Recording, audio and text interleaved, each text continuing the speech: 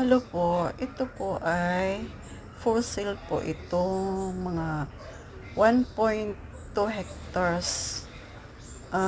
May ano na po ito, may bahay na maliit at saka may piggery. Hanggang ito may mga tanim po ito, may mga puno na. May tambis, may apple mango. Ito po yung piggery. Ayan. Saka may mga mangga po itong tanim na. Ito po, ayan, piggery. At saka yan, may bahay na. May mangustin. At saka, yung may daanan na po dun hanggang sa highway. At taas na po yan, hanggang dyan.